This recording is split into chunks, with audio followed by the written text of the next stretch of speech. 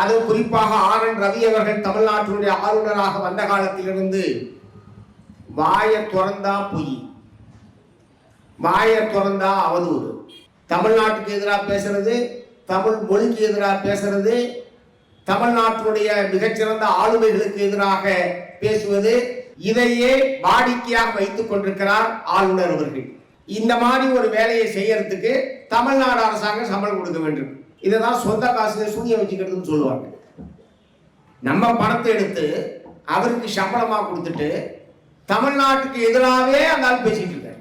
இப்படிப்பட்ட நபர் இங்கே பதவியில் தொடர்வதற்கு கடுகளவு கூட உரிமை கிடையாது. தமிழ்நாட்டினுடைய ஆளுநராக, ஆளுநர் என்பதே வேண்டாத ஆணிதான். கலியுகம் இன்னொன்று இருந்தது, அதற்கான கல்வெட்டு ஆதாரம் இருக்குன்னு அது சொல்லியிருக்காங்க. இதை யாராவது நம்புறீங்களா? அப்படின்னா அனுமாரி மலையை தூக்கிட்டு வந்தாருன்றதை நீங்க நம்பணும். அது என்ன டீ கடையில் இருக்கிற கேக்கா கையில தூக்கிட்டு போறதுக்கு அம்மா மாரி மலையை தூக்கிட்டு வந்தாருன்னு கதை சொல்லிட்டு இருக்கிறோம். அதை பூரா நம்பிட்டு இருக்காங்க.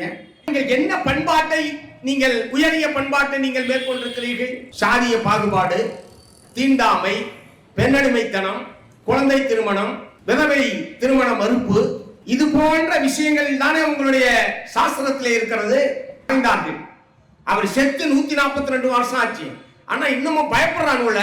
மார்க்சின் பேரை காட்டா அப்படி அலறுது இல்ல, எல்லா பேரும் மிரள்றான்ல. அதுதான்டா எங்க சக்தி, அதுதான் எங்களுடைய ஊக்க சக்தி, அதுதான் எங்களுடைய தத்துவத்துடைய மகிமை. ஆகவே இத்தகைய மூடத்தனங்களில் இருந்து மக்களை மீட்க வேண்டும். அறிவியல் கருத்துக்களை மக்கள் மத்தியிலே பரப்ப வேண்டும். அறிவியலுக்கு புறம்பான கருத்துக்களுக்கு எதிராக கருத்து ரீதியான பிரச்சாரத்தை மேற்கொள்ள வேண்டும். மனிதனுக்கு இடையிலே வேறுபாடு என்பதை மார்க்சிஸ்ட் கம்யூனிஸ்ட் கட்சி ஏற்கவில்லை, மார்க்சியம் ஏற்கவில்லை. சாதிய வேறுபாடு, மனிதகுல வேறுபாடு என்பது வேரோடும் வேரடி மண்ணோடும் ஒழிக்கப்பட வேண்டும் என்று போராடுவது எங்களுடைய அடிப்படையான கொள்கை என்று ஏற்றுக்கொண்டு நாங்கள் செயல்பட்டு வருகிறோம். இதற்கு நேர் எதிரானவர்கள் நீங்கள். 1001ஆம் ஆண்டுக்கும் 2000ஆவது ஆண்டுக்கும் இடைப்பட்ட 1000 ஆண்டுகளில் உலகின் தலை சிறந்த சிந்தனையாளர்கள் யார் என்கிற ஒரு கணக்கெடுப்பை BBC செய்தி நிறுவனம் மேற்கொண்டது. உலகம் முழுவதும் அதற்கான கணக்கெடுப்பு என்பது மேற்கொள்ளப்பட்டது.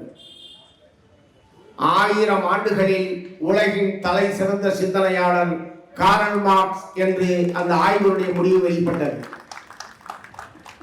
அப்படிப்பட்ட மாமேதையை குறித்து அவதூறாகவும் அவர் சொல்லாத செய்திகளை சொன்னதாக பொய்யாக அரசியல் சாசனத்தின் பெயரால் பதவியில் அமர்ந்திருக்கக்கூடிய ஆளுநர் ரவி அவர்கள் பேசியிருப்பது என்பது வன்மையான கண்டனத்துக்குரியது. அது குறிப்பாக RN ரவி அவர்கள் தமிழ்நாட்டினுடைய ஆளுநராக வந்த காலத்திலிருந்து வாயை திறந்தா பொய், வாயை திறந்தா அவதூறு, தமிழ்நாட்டுக்கு எதிராக பேசுறது, தமிழ் மொழிக்கு எதிராக பேசுறது, தமிழ்நாட்டினுடைய மிகச்சிறந்த ஆளுமைகளுக்கு எதிராக பேசுவது, இதையே வாடிக்கையாக வைத்துக் கொண்டிருக்கிறார் ஆளுநர் அவர்கள். இந்த மாதிரி ஒரு வேலையை செய்யறதுக்கு தமிழ்நாடு அரசாங்கம் சம்பளம் கொடுக்க வேண்டும். இதைதான் சொந்த காசுல சூனியம் வச்சுக்கிறதுன்னு சொல்லுவாங்க. நம்ம பணத்தை எடுத்து அவருக்கு சம்பளமா கொடுத்துட்டு தமிழ்நாட்டுக்கு எதிராகவே அந்த ஆள் பேசிட்டு இருக்காரு. இப்படிப்பட்ட நபர் இங்கே பதவியில் தொடர்வதற்கு கடுகளவு கூட உரிமை கிடையாது. தமிழ்நாட்டினுடைய ஆளுநராக, ஆளுநர் என்பதே வேண்டாத ஆணிதான். அவர் ஒன்னும் அதை வச்சுக்கிட்டு ஒன்னும் செய்யல. இருந்தாலும் அரசியல் சாசனத்தில் ஆளுநர் என்கிற பதவி என்பது இருக்கிறது, சட்டப்படி இருக்கிறது. ஆனால் அந்த பதவிக்கு உரிய மதிப்போடும் மரியாதையோடும் கௌரவத்தோடும் இங்கே இருக்கக்கூடிய RN ரவி அவர்கள் நடந்து கொள்ள வேண்டுமே தவிர அதற்கு நேர் எதிராக நடந்து கொண்டார் என்று சொன்னால் அவர் தமிழ்நாட்டிலிருந்து விரட்டப்பட வேண்டிய நிலைமை ஏற்படும் என்று நான் எச்சரிக்கை செய்ய விரும்புகிறேன். எனக்கு முன்பாக பேசிய அருமை தோழர் பீமராவ் அவர்கள் குறிப்பிட்டதைப் போல ஒரு தொலைக்காட்சிக்கு அளித்த பேட்டியில் தமிழ்நாட்டில் தீவிரவாதிகள் திரிகிறார்கள், தீவிரவாதம் தலை தூக்கி விட்டது என்றெல்லாம் வாய் பிடித்ததோ மாங்காய் பிடித்ததோ என்கிற வகையில் ஆளுநர் அவர்கள் பேட்டி அளித்திருக்கிறார்கள். நம்முடைய மாண்புமிகு தமிழ்நாடு முதலமைச்சர் அவர்கள் தன்னுடைய கடுமையான கண்டனத்தை தெரிவித்திருக்கிறார். உண்மையில் சொல்ல போனால் பிஜேபி ஆளக்கூடிய மாநிலங்களில்தான் தீவிரவாதம் என்பது தலைவிரித்து ஆடுகிறது.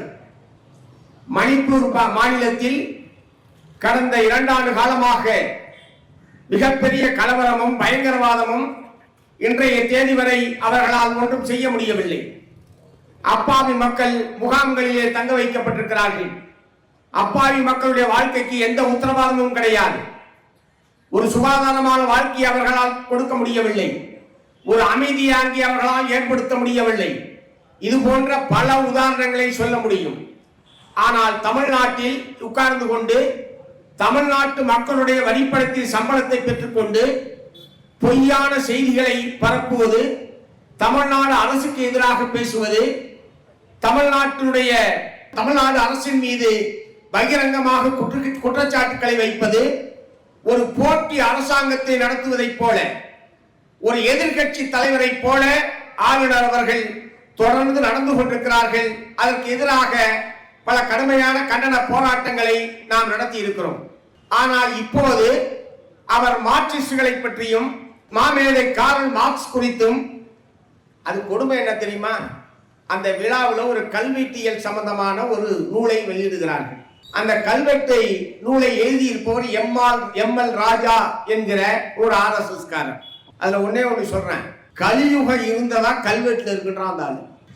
கலியுகம் இன்னொன்று இருந்தது, அதற்கான கல்வெட்டு ஆதாரம் இருக்குன்னு அது சொல்லியிருக்காங்க. இதை யாராவது நம்புறீங்களா? அப்படின்னா அனுமார் மலையை தூக்கிட்டு வந்தாருன்றதை நீங்க நம்பணும். அது என்ன, டீ கடையில் இருக்கிற கேக்கா கையில தூக்கிட்டு போறதுக்கு அம்மா மாரி மலையை தூக்கிட்டு வந்தாலும் கதை சொல்லிட்டு இருக்கிறோம். அதை பூரா நம்பிட்டு இருக்காங்க. நம்ம ஏபிடி பார்சல் சர்வீஸ் வேற அதை படமா போட்டு வேற பல 10 ஆண்டுகளா அதையே படமா போட்டு விளம்பரம் பண்ணிட்டு இருக்கான். பார்சலை பூரா நாங்கள் அப்படிதான் ஏற்றிட்டு போறோம்னா, அப்பனா ஏபிடி ஓனர் வந்து கையிலே தூக்கிட்டு போக வேண்டியதானே, எதுக்கு டாட்டா வண்டியில் தூக்கிட்டு போறாரு? ஆகவே அனுமார் மலையை தூக்கிட்டு போனார்னு நம்பணும்.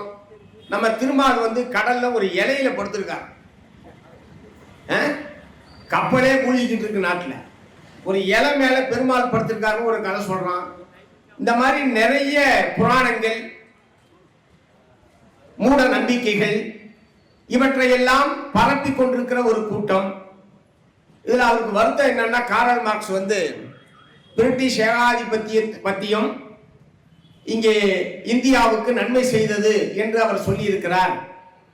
ஏகாதிபத்தியத்தை ஆதரித்திருக்கிறார் என்பது மார்க்ஸ் மீது அவர் சொல்லியிருக்கிற ஒரு கருத்து.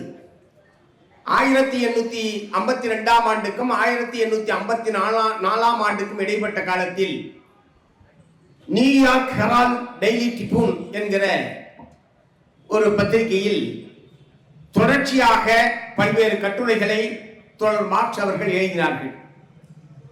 அந்த கட்டுரைகள் அனைத்தும், இந்தியாவை பற்றி அவர் எழுதிய கட்டுரைகள் அனைத்தும் தனி நூலாக தொகுக்கப்பட்டு அநேகமாக இந்தியாவிலிருந்து வரக்கூடிய பிரதானமான அனைத்து மொழிகளிலும் இருக்கிறது.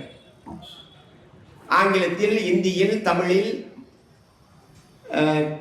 மலையாளத்தில், தெலுங்கில், வங்காள மொழியில் என்று சொல்லி பிரதானமான மொழிகள் அனைத்திலேயும் அந்த கட்டுரைகள் மட்டும் தனியாக தொகுக்கப்பட்டு நூலாக வந்திருக்கிறது. ஒருவேளை அவருக்கு என்ன மொழி தெரியுமோ RN ரவி அவர்கள் அந்த நூலை வாங்கி படிக்கலாம். பிரிட்டிஷ் கொடுங்கோன்மை ஆட்சி, இப்படித்தான் அவர் மார்க்ஸ் வந்து வார்த்தையை பயன்படுத்துகிறார். பிரிட்டிஷ் கொடுங்கோன்மை அரசு, இதை விட வன்மையாக அழுத்தமாக ஒரு பிரிட்டிஷ் ஏகாதிபத்தியத்தை எப்படி சொல்ல முடியும்? பிரிட்டிஷ் கொடுங்கோன்மை அரசு, இப்படிப்பட்ட வார்த்தைகளை தான் தோழர் மார்க்ஸ் அவர்கள் அந்த கட்டுரைகளிலே பயன்படுத்துகிறார். இவர் என்ன சொல்றாரு? நம்ம RN ரவி அவர்கள், இந்தியாவில் ரயில்வேயை கொண்டு வந்தது பிரிட்டிஷ்காரன் தான், இந்தியாவில் தந்தியை கொண்டு வந்தது பிரிட்டிஷ்காரன் தான், நீராவி எந்திரத்தை கொண்டு வந்தது பிரிட்டிஷ்காரன் தான். இது பூரா எதுக்காக கொண்டு வந்தான்? நம்ம ஊர்ல ரயில் ஓடினா மக்களுக்கு நல்லது நான் கொண்டு வந்தான், அல்லது நீராவி என்ஜினை பயன்படுத்தினால் கப்பல்ல சுலபமா பயணம் பண்ணலாம், பயண தூரம் குறையும், பயண நேரம் குறையும் என்பதற்காக கொண்டு வந்தான். அதுக்காக மட்டுமா கொண்டு வந்தான்? அதே மாதிரி தந்தி சேவையை கொண்டு வந்தது என்பது இவை எல்லாமே மக்களுக்கும் பயன்பட்டது என்பது உண்மை. ஆனால் பிரிட்டிஷ் அரசாங்கத்தினுடைய அவர்களுடைய சுயநலனுக்காக கொண்டு வரப்பட்டதே தவிர, அதனால் மக்களும் நெல்லுக்கு பாயறது புல்லுக்கும் பாயும் சொல்லுவாங்கல்ல, அந்த மாதிரி அவன் எதுக்காக கொண்டு வந்தான் ரயில? இந்தியா முழுவதும் சேகரிக்கப்படக்கூடிய பருத்திகளை, இந்தியா முழுவதும் சேகரிக்கக்கூடிய மூலப்பொருட்களை லண்டனுக்கு கொண்டு போய் சேர்ப்பதற்கு, விரைவாக கொண்டு போய் சேர்ப்பதற்கு அவனுக்கு ரயில் தேவைப்பட்டது. இந்தியா முழுவதும் எங்கே கலகம் நடந்தாலும் ராணுவத்தினரை விரைவாக கொண்டு போய் சேர்ப்பதற்கு அவனுக்கு ரயில் சேவை தேவைப்பட்டது. ரயில் சேவை வருவதன் மூலமாக, தந்தி சேவை வருவதன் மூலமாக தகவல் தொடர்பை விரைவாக கொண்டு போய் சேர்க்க முடியும். கலகம் நடந்தால் ஒரு வாரம் கழிச்சு படைகள் போய் கொண்டிருப்பதற்கு பதிலாக தந்தியின் மூலமாக செய்தி கிடைத்த சில மணி நேரங்களில் ரயில்வே மூலமாக படைகளை அனுப்ப முடியும். நீராவி என்ஜினை பயன்படுத்தி கப்பலை இயக்கியதன் மூலமாக வருடக்கணக்காக பயணித்துக் கொண்டிருந்த பிரிட்டனுக்கும் இந்தியாவுக்குமான அந்த பயண நேரம் என்பது 8 நாட்களில் லண்டனை சென்று அடைய முடியும் என்கிற அளவுக்கு நீராவி என்பது பயன்படுத்தப்பட்டது. இது மக்களுக்கும் பயன்பட்டது. ஆகவே அந்த வகையில் தான் இதன் மூலமாக ஒரு புதிய தொழிலாளி வர்க்கம் என்பது உருவானது. அப்படித்தான் அந்த கட்டுரையை முடிக்கிறார்.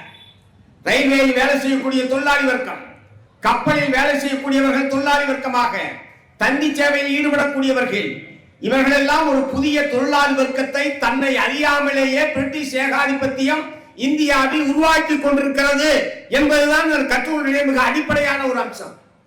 ஆனா ஆளுநர் ரவி என்ன பண்றாரு?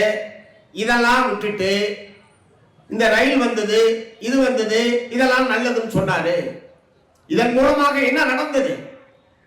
தோழர்களே, மிக கடுமையாக இந்திய தலைவர்களை விட மிக கடுமையாக பிரிட்டிஷ் ஏகாதிபத்தியனுடைய கொடூரங்களை தோலுரித்து வைத்திருப்பவர் தோழர் மார்க்ஸ் அவர்கள். அவங்களுக்கு கிடைத்த 85 இந்தியாவிலிருந்து கிடைத்த வரி மூலமாக கிடைத்த பணத்தில் 85% ஒன்னு நிலவரி, இரண்டாவது உப்பு வரி, மூன்றாவது போதை அபில் விற்பனை மூலமாக கிடைத்த வரி. இதன் மூலமாக மட்டும் 85% வரியை இந்தியாவிலிருந்து அவர்கள் கொள்ளையடித்திருக்கிறார்கள். ஆனால் அதற்கேற்ப இந்தியாவுக்கு ஏதாவது செய்தார்களா? அவர் சொல்லுகிறார், நிதித்துறை உள்நாட்டு கொள்ளை, போர் ராணுவத்துறை வெளிநாட்டு கொள்ளை, பொதுப்பணித்துறை அது கவனிக்கப்படாமலேயே இந்தியாவுடைய விவசாயமும் பாசனமும் அளிக்கப்பட்டது. இப்படி பிரிட்டிஷ் ஏகாதிபத்தியத்திற்கு எதிராக வலிமையான தன்னுடைய குரலை எழுப்பியவர். இங்கே முதல் சுதந்திர போராட்டம் நடைபெற்றதை மிகுந்த குதூகூலத்தோடு வரவேற்றவர் காரல் மார்க்ஸ் அவர்கள். குண்டுகளை வாயிலிருந்து பீத்து வீச வேண்டும் என்கிற போது அந்த குண்டுகளில் பன்னியினுடைய கொழுப்பும் மாட்டினுடைய கொழுப்பும் தடவப்பட்டிருக்கிற காரணத்தினால் தங்களுடைய மத கோட்பாடுகளுக்கு எதிரானது என்று சொல்லி இந்திய ராணுவ வீரர்கள் அந்த குண்டுகளை பயன்படுத்த மறுக்கிறார்கள். அதற்கு எதிராக கலகம் செய்கிறார்கள். கலகத்திற்கான அடிப்படை என்பது தங்களுடைய மத கோட்பாட்டுக்கு எதிராக பிரிட்டிஷ் ஏகாதிபத்தியம் தங்களை நிர்பந்தப்படுத்துகிறது என்பதற்காகத்தான் அந்த போர் என்பது துவங்குகிறது. துவக்குவதற்கான காரணம் அது. ஆனால் அதற்கு பிறகு பல மாதங்கள் பல மாநிலங்களில் அந்த கிளர்ச்சி என்பது விரிவடைந்ததற்கு பிரிட்டிஷ் ஏகாதிபத்தியத்தின் மீது இருந்த கடும் கோபம்தான் ராணுவ வீரர்களை நாடு முழுவதும் கிளர்ச்சியிலே இறக்கிவிட்டது என்று சொல்லி அதற்கு இந்திய புரட்சி என்று பெயர் சூட்டியவர் காரல் மார்க்ஸ் அவர்கள். இப்படி எதையுமே படிக்காமல் அரைகுறையாக படித்துவிட்டு அல்லது படித்திருந்தாலும் தனக்கு தேவையான திரித்து வெளியிடுகிற இரட்டடிப்பு செய்கிற ஒரு காரியத்தை தான் ஆர்.என். ரவி அவர்கள் செய்திருக்கிறார்கள். இன்னொரு என்ன அவர் சொல்லியிருக்காரு? விடுதலைக்கு பிறகு மார்க்சிஸ்டுகள் இந்திய பண்பாட்டை சிறுமைப்படுத்தி விட்டார்கள், சீரழித்து விட்டார்கள் என்கிற குற்றச்சாட்டை சொல்லியிருக்காரு. சரி, உங்க பண்பாடு என்ன சார்? உங்க பண்பாடு என்னன்னு சொல்லுங்க. அதுல பாதுகாக்க வேண்டிய பண்பாடு ஏதாவது இருந்தா நாங்க பாதுகாக்க தயாரா இருக்கோம். எந்த ஒரு முற்போக்கான விஷயங்களையும் கொண்டாடுவதில், ஏற்று செயல்படுத்துவதில், வலியுறுத்துவதில் மார்க்சிஸ்டுகள் என்றைக்குமே நாங்கள் குறை வைத்ததே இல்லை, நாங்கள் கொண்டாடுவோம். ஆனால் கொண்டாடுகிற மாதிரி எதையாவது ஒன்று செய்யணும் இல்ல, கொண்டாடுகிற மாதிரி ஏதாவது ஒன்று சொல்லணும் இல்ல. என்ன சொல்றாரு பிரதமர்? என்ன சொல்றாரு? அந்த காலத்திலேயே உறுப்பு மாற்று அறுவை சிகிச்சை செய்தது நாங்க தான். எப்படிரா? யானை தலையை வெட்டி, ஆமா, பார்வதியோட பையனுக்கு வச்சோம். ஏன்டா அதை வெட்டி வச்சோம், ஒரு மனுஷ தலையை வெட்டி வச்சிருக்க கூடாதா? அந்த குழந்தை நல்லா இருந்திருக்கும்ல. எதுக்கு யானையை போய் காட்டுல இருக்கிற யானையை கஷ்டப்பட்டு கொண்டு வந்து அதான் அம்மா பெரிய தலையை வெட்டி வைக்கிற நீ? இதே மாதிரி இன்னொரு மனுஷனை முடிச்சு வெட்டி வச்சிருக்கலாம்ல. உறுப்பு மாற்று அறுவை சிகிச்சையை நாங்கள் அன்னைக்கே செய்தோம்னு பிரதமர் பேசுறாரு. ராமேஸ்வரத்துக்கும் இலங்கைக்கும் சேது பாலம் கட்டினது நாங்க தான். அதை தேடினாங்க கப்பலை விட்டு. இப்ப இருக்கிற நவீனமான கருவிகள் அனைத்தையும் வச்சு தேடினாங்க, எங்கேயுமே காணாம. இப்ப உச்ச நீதிமன்றத்தில் வழக்கு நடந்துட்டு இருக்கு. சேது சமுத்திர திட்டத்தை நிறைவேற்றலாமா வேண்டாமா என்கிற வழக்கு நடைபெற்ற போது அது சம்பந்தமாக ஆய்வு செய்து அறிக்கை கொடுப்பதற்கு அறிஞர் பெருமக்களுடைய குழுவெல்லாம் போட்டு போய் ஆய்வு பண்ணாங்க. அந்த ஆய்வு பண்றதுக்கு எந்த கடவுளும் வரல. இப்ப நவீன மனிதர்கள் கண்டுபிடித்திருக்கக்கூடிய புதிய அறிவியல் தொழில்நுட்பத்தை பயன்படுத்தித்தான் அந்த பாலத்தை தேடினார்கள். நம்மால் மாசக்கணக்கா வருஷக்கணக்கா தேட்டு உச்ச நீதிமன்றத்தில் போய் அப்படி ஒன்று பாலத்தை காணான்னு உடனே அரசு தரப்பு என்ன சொல்லிட்டான், அது எங்க நம்பிக்கைன்ட்டான். அது எதுக்கு நான் மாசக்கணக்கா வருஷக்கணக்கா அந்த வழக்கு நடத்தணும்? ஆரம்பத்திலேயே பாலம் கிடையாது, அது எங்க நம்பிக்கை தான் சொல்லிட்டு அதோட வழக்கம் முடிச்சுக்கலாம்ல. இப்படி எதை எடுத்தாலும் இப்ப எப்படி பாபர் மசூதிக்கு அடியில ராமர் சிலை இருந்ததுன்னு சொல்லி ராமர் குழந்தை ராமர் அங்கேதான் பிறந்தார், அவருடைய சிலை அங்கே இருக்கிறது, நீங்க ஒரு ராத்திரியா திருட்டுத்தனமா போய் வச்சு அது சம்பந்தமான ஒரு 50 வருஷத்துக்கு மேல ஒரு வழக்கு நடந்து 1992ஆம் ஆண்டு பாபர் மசூதியை இடித்து அப்புறம் ஒரு வினோதமான தீர்ப்பை நம்முடைய உச்ச நீதிமன்ற நீதிபதிகள் சொன்னார்கள். என்ன சொன்னாங்க? மசூதி அடிச்சது தப்பு தான், இருந்தாலும் மசூதி இந்த இடத்துல ராமருக்கு கோயில் கட்டலாம். இப்படி ஒரு தீர்ப்பு எங்க பார்த்துருப்பீங்களா? ஏடா தப்புன்னா தப்பு செஞ்சவன் மேல நடவடிக்கை எடு, அவனை பிடிச்சி உள்ள போடு, இழந்தவர்கள்ட்ட அந்த இடத்த கொடு, அவன் கட்டுறதுக்கு பணத்தை கொடு. செஞ்சது தப்பு தான், ஆனா அந்த இடத்த அவர்களுக்கு ராமர் கோயில் கட்டுவதற்கு அவர்களுக்கே கொடுத்து விடுங்கள். இழந்தவன் வேற எங்கேயாவது போய் கட்டிக்கு, அதுக்குரிய பணத்தை கொடு. இப்படி மற்ற வினோதமான தீர்ப்புகள் எல்லாம் உச்ச நீதிமன்றத்தால் இங்கே வழங்கப்பட்டது நமக்கெல்லாம் தெரியும். இப்படி மூட நம்பி புராணங்களை இதிகாசங்களை உண்மையில் நடந்தது என்று நம்பக்கூடிய கூட்டமாகத்தான் அந்த கூட்டம் இருந்து கொண்டிருக்கிறது. அதற்கான அறிவியல் அடிப்படைகள் என்ன, அறிவியல் ரீதியாக அதை நிரூபிப்பதற்கு நீங்கள் தயாரா என்று கேட்டால் கடைசியாக அவர்கள் சொல்வது எங்களுடைய நம்பிக்கை. நம்பிக்கையை போய் நீதிமன்றத்தில் சொன்னா எடுபடுமா? சட்டப்படி அது ஏற்கப்படுமா? உலகம் அதை ஏற்றுக்கொள்ளுமா? ஆனால் இவர்கள் எப்போதுமே அதை சொல்லி தப்பித்துக் கொள்வது என்பதை வழக்கமாக வைத்திருக்கிறார்கள். ஆகவே நீங்கள் என்ன பண்பாட்டை, நீங்கள் உயரிய பண்பாட்டை நீங்கள் மேற்கொண்டிருக்கிறீர்கள்? சாதிய பாகுபாடு, தீண்டாமை, பெண்ணடிமைத்தனம், குழந்தை திருமணம், விதவை திருமண மறுப்பு, இது போன்ற விஷயங்களில் தானே உங்களுடைய சாஸ்திரத்தில் இருக்கிறது. இவையெல்லாம் இன்றைக்கு உலகம் ஏற்றுக்கொள்ளுமா? இங்க சொன்னார்கள் அல்லவா, இன்னமும் செவ்வாதோஷம் இருக்குன்னு சொல்லி ஜோசியம் சொல்லிட்டு இருக்கான். இந்த சுனிதா வில்லியம்ஸ் ஒரு அம்மா 9 நாள்ல வந்துடலான்னு மேல அனுப்பிச்சாங்க. 259 நாள் அவங்க அங்கேயே இருந்தாங்க. 259 நாள். ஏனென்றால் அவர்கள் திரும்பி வருவதற்கான அந்த விண்கலம் என்பது பழுதாகி அவர்களை மீட்டு இங்கே கொண்டு வருவதற்கான பெரும் முயற்சி பூமியில் இருந்து நடைபெற்றது. கடைசியாக 259 நாட்கள் கழித்துத்தான் சுனிதா வில்லியம்ஸ் அவர்கள் பூமியில் வந்து கால் வைத்தார். ஆனால் என்ன சொல்லிட்டு இருக்கான்?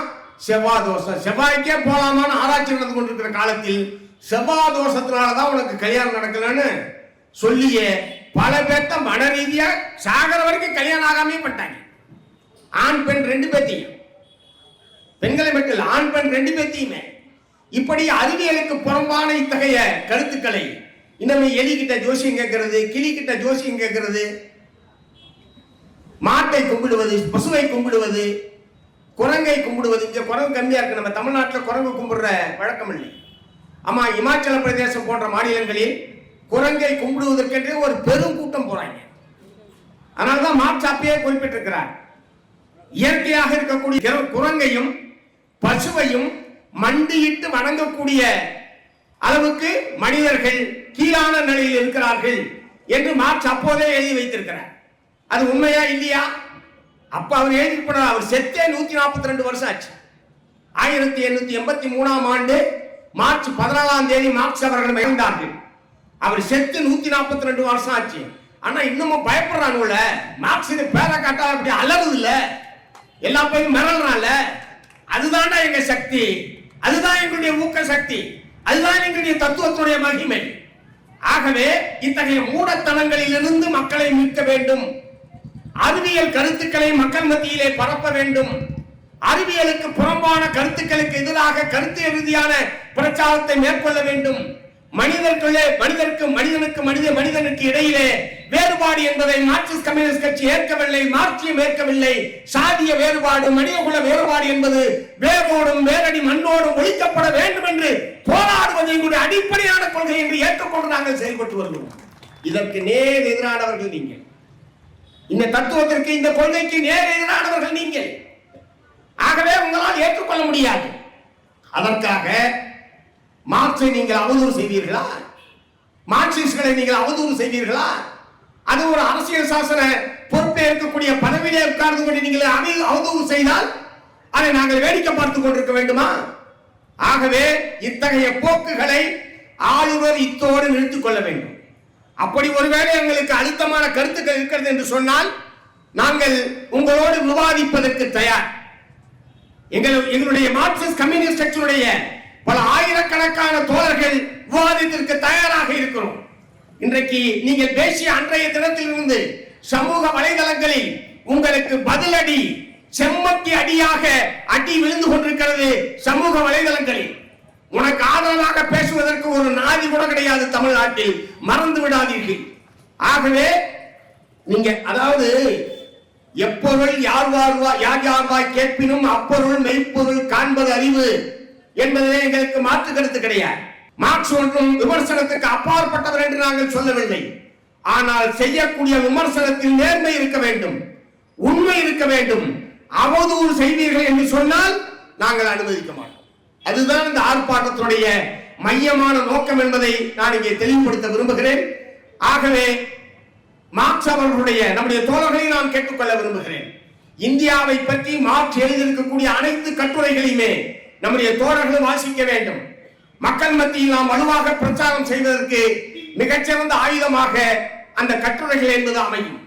மார்க்சிய அடிப்படை தத்துவத்தை பிரச்சாரம் செய்கிற அதே நேரத்தில் இந்தியா பிரிட்டிஷ் ஏகாதிபத்தியத்திற்கு அடிமைப்பட்டிருந்த காலத்தில் எப்படிப்பட்ட கொடுமைகளை எல்லாம் இந்திய மக்கள் அனுபவித்தார்கள், இந்திய உழைப்பாளி மக்கள் எவ்வளவு கடுமையான சுரண்டலுக்கு உள்ளானார்கள், இந்திய விவசாயிகள் வரி கொடுமையினால் எப்படி அவர்களுடைய முதுகு ஒடிக்கப்பட்டது என்பதையெல்லாம் அவர் இந்தியாவுக்கு, மார்க்ஸ் இந்தியாவுக்கு வந்ததே கிடையாது. பிரிட்டிஷ் அதிகாரிகள் எழுதி வைத்த குறிப்புகளில் இருந்தும் பத்திரிகைகளில் வந்த செய்திகளை மட்டுமே வைத்துக் கொண்டு அவர் மிக துல்லியமான மதிப்பீடுகளை செய்திருக்கிறார்.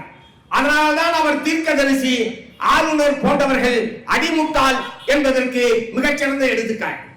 ஆகவே மார்க்சிய தத்துவத்தை அவர் என்ன சொன்னார்? உலகத்தில் இருக்கக்கூடிய அனைத்தும் அனைத்தும் அனைத்து மக்களுக்குமானது.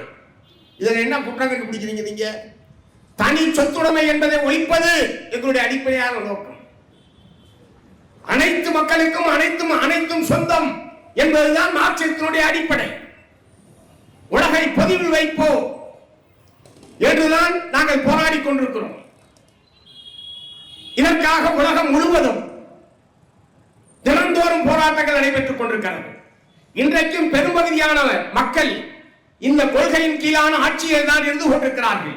அருமை தோழர்கள் பட்டியலிட்டதை போல சைனாவில் அல்லது வியட்நாமில், கியூபாவில், இந்த பல நாடுகளில் இந்த தத்துவம் தான் கோலோச்சு கொண்டிருக்கிறது. இந்தியாவில் அப்படிப்பட்ட ஒரு சமூக அமைப்பு வர வேண்டும் என்று நாங்கள் விரும்புகிறோம். அதற்கான அடிப்படை கொள்கையாக மார்க்சியத்தை ஏற்றுக்கொண்டு நாங்கள் பாடுபடுகிறோம். தொழிலாளி வர்க்கத்துடைய தலைமையிலே இந்தியாவிலே ஒரு மாபெரும் புரட்சியை கட்டமைப்பதன் மூலமாக இந்தியாவில் இருக்கக்கூடிய கோடிக்கணக்கான மக்களுடைய வாழ்க்கையிலே ஒரு மாற்றத்தை ஏற்படுத்த வேண்டும். அடிப்படை சமூக மாற்றத்தை, பொருளாதார மாற்றத்தை ஏற்படுத்த வேண்டும் என்பதற்காக மார்க்சிஸ்ட் கம்யூனிஸ்ட் கட்சி போராடி கொண்டிருக்கிறது. இதற்கு நேர் எதிரானவர்கள் நீங்கள். கருத்தியல் ரீதியாக எங்களுக்கு எதிரானவர்கள் நீங்கள், கருத்தியல் ரீதியாக உங்களுக்கு எதிரானவர்கள் நாங்கள். ஆகவே இந்த போராட்டம் இன்றைக்கு நாளைக்கு ஓயாது. ஆனால் ஆளுநர் ரவி அவர்கள் இது போன்று பேசுகிற பேச்சுக்களை நிறுத்திக் கொள்ள வேண்டும். ஒருவேளை இதே போக்கை அவர் தொடர்வார் என்று சொன்னால் தமிழ்நாட்டில் ஆளுநர் அவர்கள் எங்கே சென்றாலும் எல்லா இடங்களிலும் மார்க்சிஸ்ட் கம்யூனிஸ்ட் கட்சியின் சார்பில் ஆளுநரை எதிர்த்த போராட்டம் என்பது நடைபெறும் என்று நான் எச்சரிக்கை செய்ய விரும்புகிறேன். அவர் வேலையை ஒழுங்கா பார்க்கட்டும். அந்த வேலையை தவிர மற்ற வேலை பூரா பார்க்கிறார் இருந்தால் அதான் பிரச்சனை. ஆளுநருடைய வேலை என்ன? தமிழ்நாடு சட்டப்பேரவையை நிறைவேற்றி அனுப்பக்கூடிய மசோதாக்களுக்கு ஒப்புதல் வழங்க வேண்டும். வேற ஏதாவது அவருக்கு வேலை இருக்கா? அப்புறம் சாப்பிடுறது, தூங்குறது, வேற ஏதாவது வேலை இருக்கா அவருக்கு? ஆனால் மசோதாக்களுக்கு ஒப்புதல் அளிப்பதை தவிர மற்ற வேலையை பூரா பார்த்துட்டு இருக்க. தனியார் கல்வி நிறுவனங்களுக்கு பூரா உரையாற்ற செல்கிறார். அது குறிப்பாக மாணவர்கள் மத்தியிலே தான் இப்படிப்பட்ட பொய்யான அவதூறான கருத்துக்களை அவர் பேசுகிறார். மாணவர்களை திட்டமிட்டு திசை திருப்புகிற வகையில் முக்கியமான மக்களை பாதிக்கக்கூடிய முக்கிய பிரச்சனைகளில் இருந்து திசை திருப்பக்கூடிய தந்திரத்தை மிக லாபகமாக ஆளுநர் அவர்கள் கடைபிடிக்கிறார்கள். ஆகவே இது மார்க்சிஸ்டுகளுக்கு மட்டும் எதிரானது அல்ல. தமிழ்நாட்டில் இருக்கக்கூடிய அனைத்து கட்சிகளையும் தமிழ்நாடு வளர்ச்சியை நோக்கி செல்ல வேண்டும். தமிழ்நாட்டுக்கு நான் என்ன கேட்க விரும்புறேன், தமிழ்நாட்டின் மீது ஒரு பாரபட்சமான அணுகுமுறையை ஒன்றிய பிஜேபி அரசாங்கம் தொடர்ந்து கடைபிடிக்கிறது. நிதி விஷயத்தில் கல்விக்கு நிதி தர மாட்டேன்றான். இப்ப கோவையிலையும் மதுரையிலையும் மெட்ரோ திட்டத்துக்கு ஒன்று அனுப்பிச்சோம். அதுக்கு என்ன காரணம் சொல்றான்? 20 லட்சம் மக்கள் தொகை இல்லை, ஆகவே அங்க மெட்ரோ தர முடியாது. சரி, ஆக்ராவில் எவ்வளவு பேர் இருக்கான்? மீரட்ல எவ்வளவு பேர் இருக்கான்? புவனேஸ்வர்ல எவ்வளவு பேர் இருக்கான்? இந்தூர்ல எவ்வளவு பேர் இருக்கான்? அவன் சொல்றான் கரண்ட் பில்லுக்கு கூட பணம் வரலன்னு அறிக்கை விட்டுட்டு இருக்கான். மெட்ரோக்காரன் அங்க இருக்கிறவன் கரண்ட் பில்லுக்கு கூட பணம் வரல. இங்க விட்டு பாடுறா, பலாயிரக்கணக்கான கோடி ரூபாய் லாபம் வரும். 2011ஆம் ஆண்டுக்கு பிறகு நீங்க மக்கள் தொகை கணக்கெடுப்பு நடக்கல. ரெண்டாவது, மாநகரத்துக்குள்ள மட்டும்தான் அந்த ரயில் ஓடினாலும் மாநகரத்தில் இருக்கிற மக்கள் மட்டுமா பயன்படுத்தினான்? தினந்தோறும் சென்னையிலே மெட்ரோவிலே போறது, சென்னையிலே அவன் ஆதார் கார்டு வச்சிருக்க மட்டும் தான் போயிட்டு இருக்கானா? சென்னையில ரேஷன் கார்டு இருக்கிற மட்டும்தான் மெட்ரோவில் ஏறணும் ஏதாவது உத்தரவு போட்டிருக்கானா? சென்னைக்கு வரக்கூடிய பல லட்சக்கணக்கான மக்கள் தமிழ்நாடு முழுவதும் இருந்து, இந்தியா முழுவதும் இருந்து வரக்கூடிய லட்சக்கணக்கான மக்கள் இதில் பயணம் செய்து கொண்டிருக்கிறார்கள். அப்படித்தானே கோவையிலையும் மதுரையிலையும் பயணம் செய்வார்கள். எந்த முட்டாள் பயம் 20 லட்சத்துக்கு அங்க மக்கள் தொகை இல்லை, ஆகவே இந்த திட்டத்தை நாங்கள் திருப்பி அனுப்புகிறோம் என்று சொன்னால் ஏதாவது அடிப்படை இருக்கிறதா? ஆகவே தமிழ்நாடு அரசாங்கம் எதை கேட்டாலும் நெல்லு ஈரப்பதம் மழை பெய்யறதுக்கு நாம என்ன பண்ண முடியும்? ஏற்கனவே இருக்கிற கிடங்கு குடோன் வசதிகள் போதுமானதாக இல்லை. எதிர்பாராததாக மழை பெய்கிறது, நெல் நனைந்து விட்டது. ஏற்கனவே 17% ஈரப்பதம் இருந்தால் மட்டும்தான் கொள்முதல் செய்ய வேண்டும் ஒரு உத்தரவை நீங்கள் போட்டு வைத்திருக்கிறீர்கள்.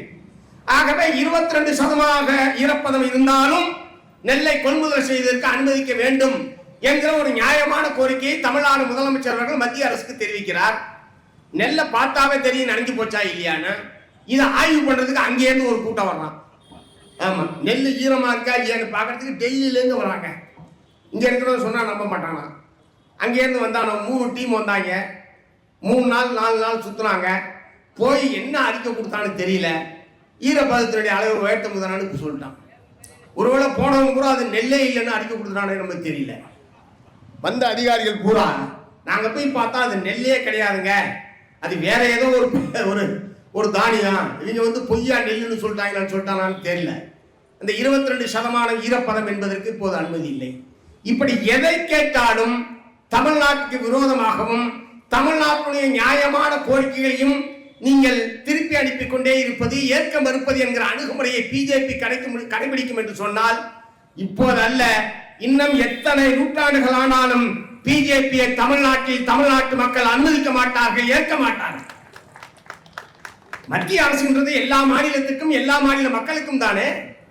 அது என்ன பிஜேபி ஆள்ற மாநிலங்கள் என்றால் அங்கே வெண்ணையை கொடுப்பதும், தமிழ்நாடு கேரளா போன்ற மாநிலங்கள் என்று சொன்னால் இவர்களுடைய கண்ணிலே சுண்ணாம்பு வைப்பது சொல்லுவாங்க. ஒரு கல்ல வெண்ணெய் ஒரு கல்ல சுண்ணாம்புன்னு. அந்த அணுகுமுறையை தான் பிஜேபி ஆட்சியாளர்கள் கடைபிடித்துக் கொண்டிருக்கிறார்கள்.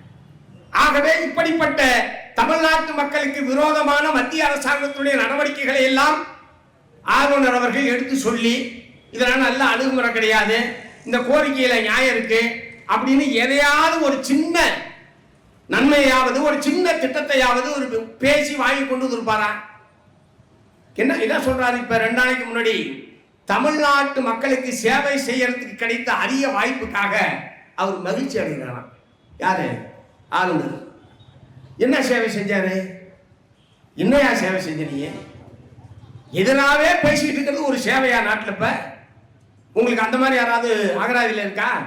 தமிழ்நாட்டுக்கு எதிராகவே பேசுறதே பெரிய சேவை அப்படின்னு அவர் நினைச்சிட்டு இருக்காரு. எதையாவது ஒன்று சொல்லு. ஆகவே இப்படிப்பட்ட நபர் தொடர்ந்து ஆளுநராக நீடிப்பது என்பது தமிழ்நாட்டுடைய நலனுக்கும் தமிழ்நாட்டு மக்களுடைய நலனுக்கும் எதிரானது. ஆகவேதான் ஆளுநர் அவர்களை அவர்கள் மத்திய அரசாங்கம் திரும்ப அழைத்துக் கொள்ள வேண்டும் என்கிற கோரிக்கையை மார்க்சிஸ்ட் கம்யூனிஸ்ட் கட்சி தொடர்ந்து முன்வைக்கிறது. ஆனால் அவர்களுக்கு இவனை விட நல்ல ஒரு ஆள் கிடைக்க மாட்டாங்க. ஆர்.என். ரவியை விட ஒரு நல்ல ஆள் அவங்களுக்கு கிடைக்கல போட்டிருக்கு. என்னப்பா நாகாலாந்துல இருந்து அவர் இங்க அனுப்பிட்டாங்கல்ல, அங்க என்ன பண்ணாருன்னு தெரியல. நாகாலாந்துல இருந்து அவர் அங்க கவர்னரா இருந்து அங்க இருந்து இங்க அனுப்பிச்சாங்க, தமிழ்நாட்டுக்கு அனுப்பிச்சாங்க. அங்க என்ன பண்ணிட்டு வந்தாருன்னு தெரியல. அதை பத்தி யாராவது ஊடக நண்பர்கள் ஏதாவது புலனாய்வு செய்து நல்ல கட்டுரைகள் எழுதினா ரொம்ப நல்லது. இப்ப தமிழ்நாட்டில் செய்து பூரா எங்களுக்கு தெரியுது. நான் என்ன கேட்க விரும்புறேன், மத்திய அரசாங்கத்தை நிறைய பேர் கவர்னர் போஸ்ட் எதிர்பார்த்து காத்துக்கிட்டு இருக்காங்க. பிஜேபி தலைவர்களும் காத்துக்கிட்டு இருக்காங்க. உச்ச நீதிமன்றத்திலிருந்து ஓய்வு பெற்ற பல நீதிபதிகள் கீழே இருக்காங்க.